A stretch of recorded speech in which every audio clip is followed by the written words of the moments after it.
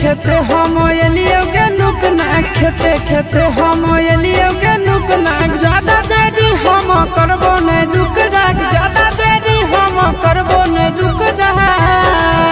बारने बती भूख भाग ले रे चुपचाप बारने बती भूख भाग ले रे चुपचाप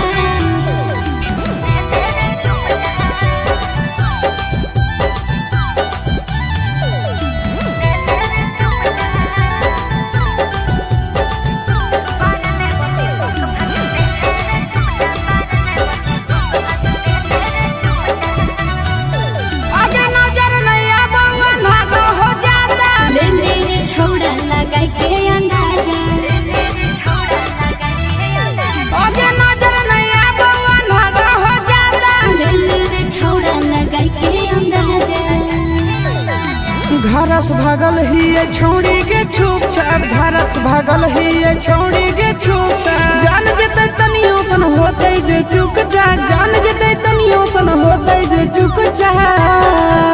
बारने बती भूख भाग ले रे चुपचाप बारने बती भूख भाग ले रे चुपचाप